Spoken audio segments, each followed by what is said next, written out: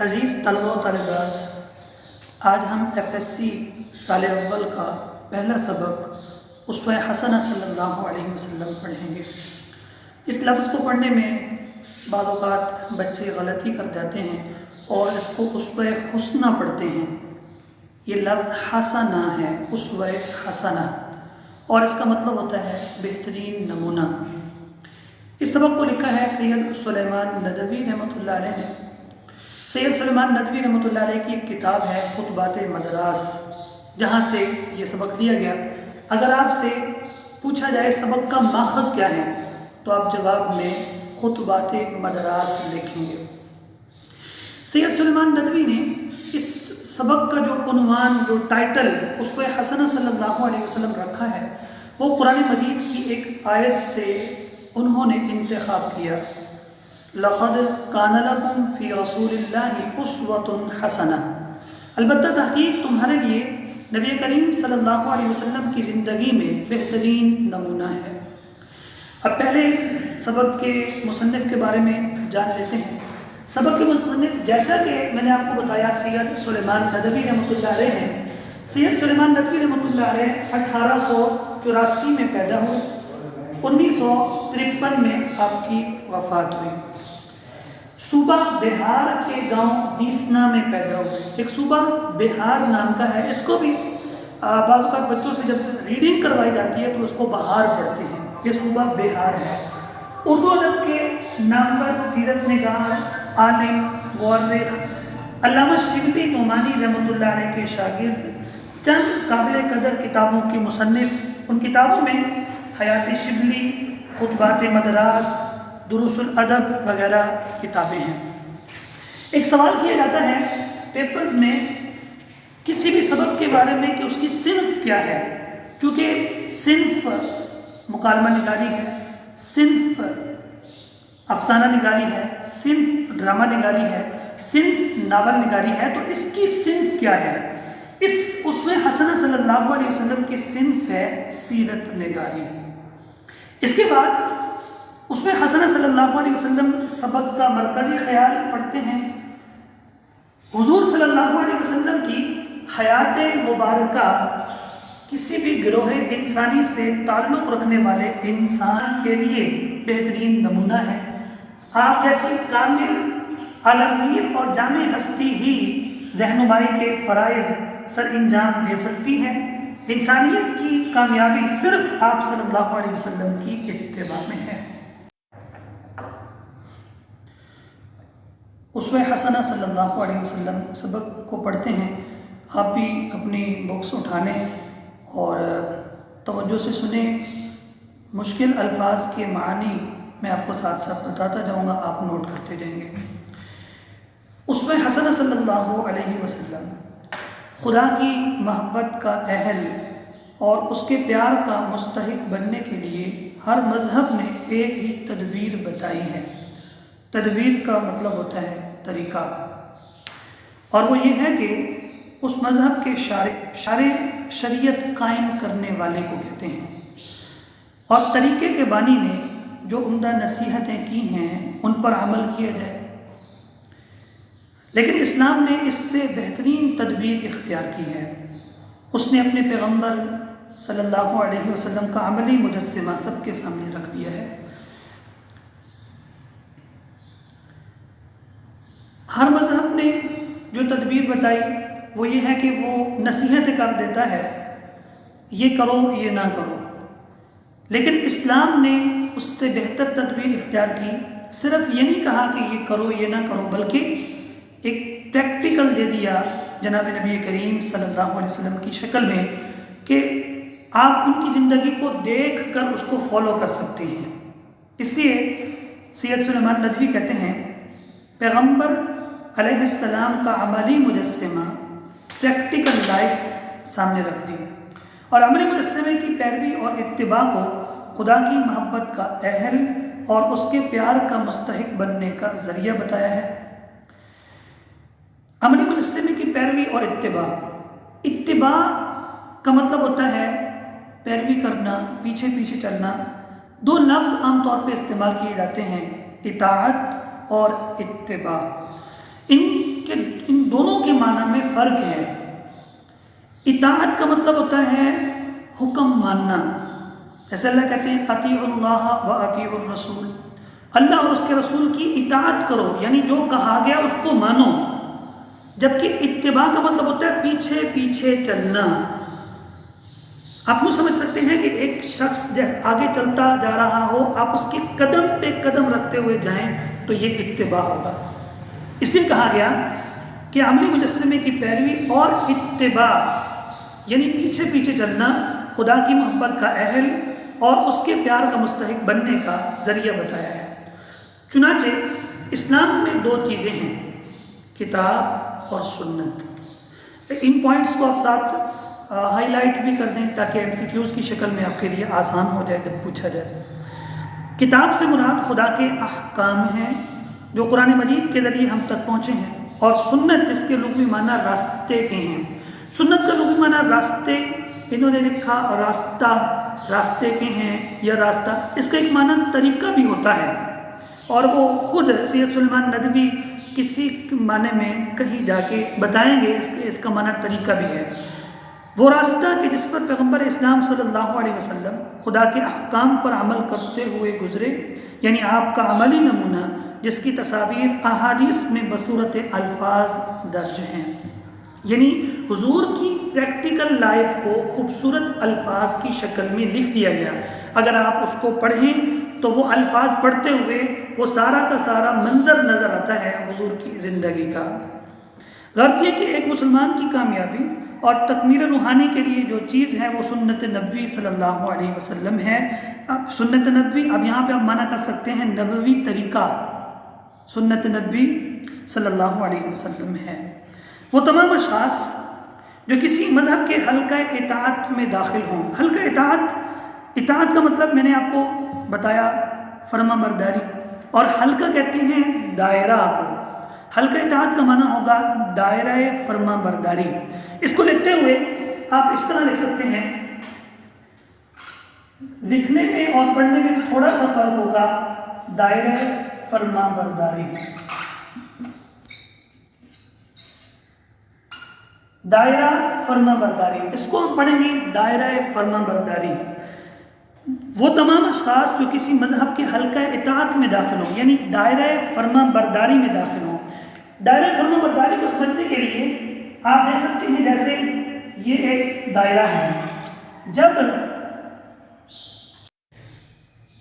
حلقہ اطاعت میں جب داخل ہوں گے تو اب اس مذہب کی جانب سے پابندی ہے، آپ اس دائرہ فرما برداری میں داخل ہو چکے ہیں، اگر آپ اس کو کراس کریں گے تو آپ نافرمان بن جائیں گے۔ یہ دائرہ فرما برداری ہے جس میں آپ گھومتے رہیں گے، اس سے باہر نہیں نکل سکتے۔ اس کے لیے حلال، حرام، پاک، ناپاک مختلف چیزیں ہیں جس کو آپ سمجھ سکتے ہیں اس حلقہ اطاعت سے۔ وہ تمام اشخاص جو کسی مذہب کے حلقہ اطاعت میں داخل ہوں، ناممکن ہے کہ وہ کسی ایک ہی صنف انسانی سے تعلق رکھتے ہوں۔ یہ پاسبل نہیں ہے کہ ان کا تعلق کسی ایک ہی قسم سے ہو، یعنی سارے کے سارے بادشاہ ہوں، سارے کے سارے غریب ہوں، سارے کے سارے امیر ہوں، ایسے نہیں ہو سکتا، بلکہ جو کسی مذہب کے حلقہ اطاعت میں آتے ہیں اس میں امیر، غریب، بادشاہ، محکوم، مختلف قسم کے اقسام کے لوگ ہوتے ہیں۔ اس دنیا کی بنیاد اختلاف عمل پر ہے، باہمی تعاون اور مختلف پیشوں اور کاموں ہی کے ذریعے سے یہ دنیا چل رہی ہے۔ اس میں بادشاہ یا رئیس، جمہور یعنی عوام اور حکام بھی ضروری ہیں، اور محکوم، مطیع، فرما بردار اور فرما بردار رعایا بھی۔ امن و امان کے قیام کے لیے قاضیوں اور ججوں کا ہونا بھی ضروری ہے، اور فوجوں کے سپہ سالاروں اور افسروں کا بھی۔ غریب بھی ہیں اور دولت مند بھی، رات کے زاہد و عابد بھی ہیں۔ زاہد ویسے کہتے ہیں تارک دنیا کو، جو دنیا کو ترک کر دیتا ہے، لیکن اس کا معنی بھی عبادت گزار دیا جاتا ہے۔ زاہد و عابد بھی ہیں اور جن کے سپاہی مجاہد بھی، اہل و عیال بھی ہیں اور دوست احباب بھی، تاجر اور سوداگر بھی ہیں اور امام اور پیشوا بھی۔ غرض اس دنیا کا نظم و نسق مختلف اصناف کے وجود اور قیام ہی پر موقوف ہے، اور ان تمام اصناف کو اپنی اپنی زندگی کے لیے عملی مجسمے اور نمونے کی ضرورت ہے۔ ان تمام اصناف کو اپنی اپنی زندگی کے لیے عملی مجسمے اور نمونے کی ضرورت ہے، رول ماڈل کی ضرورت ہے۔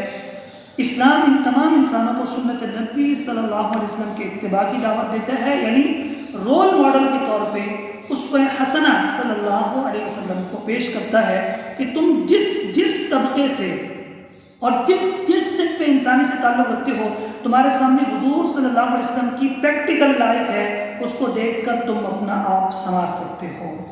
انسانوں کے ہر طبقے اور صنف کے لیے سیرت پاک صلی اللہ علیہ وسلم میں نصیحت پذیری، نصیحت کو قبول کرنے اور عمل کے لیے درس اور سبق موجود ہے۔ ایک حاکم کے لیے محکوم کی زندگی، ایک دولت مند کے لیے غریب کی زندگی، اور ایک غریب کے لیے دولت مند کی زندگی کامل مثال اور نمونہ نہیں بن سکتی، چونکہ ان کے درمیان بہت زیادہ ڈفرینس ہے، بہت زیادہ گیپ ہے، جس وجہ سے وہ دونوں ایک دوسرے کے لیے کامل نمونہ نہیں بن سکتے۔ اس لیے ضرورت ہے ایک عالمگیر کا مطلب ہوتا ہے آفاقی، اور عالمگیر کا مطلب دنیا کو گرفت میں کرنے والا اور دائمی پیغمبر، ہمیشہ کا پیغمبر کی زندگی اور ان تمام مختلف مناظر کے رنگ برنگ پھولوں کا گلدستہ ہو، یعنی ایک ایسا دائمی پیغمبر کہ جس کی زندگی ان تمام مختلف پھولوں کا گلدستہ ہو۔ مطلب کیا ہوا؟ حاکم، محکوم، بادشاہ، فقیر، تمام کے اندر جو خوبیاں ہوتی ہیں وہ ساری کی ساری ایک شخصیت کے اندر ہوں، تاکہ وہ سارے کے سارے اس گلدستے سے رہنمائی حاصل کر سکیں۔ ہم چلتے پھرتے بھی ہیں، اٹھتے بیٹھتے بھی ہیں، کھاتے پیتے بھی ہیں، سوتے جاگتے بھی ہیں، ہنستے بھی ہیں، روتے بھی، پہنتے بھی ہیں، اتارتے بھی، سیکھتے بھی ہیں، سکھاتے بھی، مرتے بھی ہیں، مارتے بھی، کھاتے بھی ہیں اور کھلاتے بھی، احسان لیتے بھی ہیں اور کرتے بھی ہیں، اپنی جان دیتے بھی ہیں اور بچاتے بھی، عبادت و دعا بھی کرتے ہیں اور کاروبار بھی، مہمان بھی بنتے ہیں اور میزبان بھی۔ ہمیں ان تمام امور جو ہمارے مختلف افعال جسمانی سے تعلق رکھتے ہیں، افعال جسمانی وہ کام جن کا تعلق جسم سے ہوتا ہے، ان کے لیے عملی نمونے کی ضرورت ہے، جو ہر نئی حالت کے پیش آنے میں ایک نئی ہدایت کا سبق اور نئی رہنمائی کا درس دے۔ علاوہ ازیں وہ افعال جن کا تعلق دل و دماغ سے ہے اور جن کی تعمیر ہم اعمال قلب یا جذبات اور احساسات سے کرتے ہیں، ہر آن ہم ایک نئے قلبی عمل، جذبے یا احساس سے متاثر ہوتے ہیں۔ ہر آن ہمارا ایک نیا قلبی جذبہ ہوتا ہے، ایک احساس ہوتا ہے، ایک نیا خیال ہمارے دل میں پیدا ہوتا ہے۔ کیسے؟ سید سلیمان ندوی کہتے ہیں ہم کبھی راضی ہیں، کبھی ناراض، کبھی خوش ہیں، کبھی غمزدہ، کبھی مصائب سے دوچار ہیں اور کبھی نعمتوں سے مالا مال ہیں، کبھی ناکام ہوتے ہیں اور کبھی کامیاب۔ ان سب حالتوں میں ہم مختلف جذبات کے ماتحت ہوتے ہیں۔ اخلاق فاضلہ کا تمام تر انحصار انہی جذبات اور احساسات کے اعتدال اور باقاعدگی پر ہے۔ ان سب کے لیے ہم کو ایک عملی سیرت کی حاجت ہے۔ سید سلیمان ندوی کہنا یہ چاہتے ہیں، میں زیادہ تشریح نہیں کروں گا جو کہ انشاءاللہ پھر ہم سیاق و سباق اور خلاصہ وغیرہ پڑھیں گے۔ سید سلیمان ندوی کہتے ہیں کہ ہمارے جو قلبی احساسات ہوتے ہیں اس میں ہم کبھی خوش ہوتے ہیں، کبھی غمگین ہوتے ہیں، کبھی راضی ہوتے ہیں، کبھی ناراض ہوتے ہیں۔ اگر خوشی کے موقع پہ ہم حد سے آگے بڑھ جائیں، غمی کے موقع پہ ہم حد سے آگے بڑھ جائیں، تو یہ اخلاق فاضلہ نہیں ہے۔ اخلاق فاضلہ کہتے ہیں اچھی عادات کو۔ یہ اچھی عادات نہیں ہے، بلکہ خوشی میں بھی بیلنس ہونا چاہیے، غمی میں بھی بیلنس ہونا چاہیے۔ اس لیے سید سلیمان ندوی کہتے ہیں کہ اخلاق فاضلہ کا تمام تر انحصار انہی جذبات اور احساسات کے اعتدال اور باقاعدگی پر ہے۔ لیکن اب سوال پیدا ہوا کہ ان احساسات اور جذبات کے لیے وہ جو بیلنس کی بات کی جا رہی ہے، اعتدال کی، وہ کہاں سے ملے گا؟ تو وہ پیغمبر اعظم محمد عربی صلی اللہ علیہ وسلم کی زندگی سے ملے گا۔ عملی سیرت کی حاجت ہے، پریکٹیکل لائف کی حاجت ہے، ایسی پریکٹیکل لائف جس نے سب کو اچھے انداز سے کیا ہو، اور وہ ہیں نبی کریم صلی اللہ علیہ وسلم۔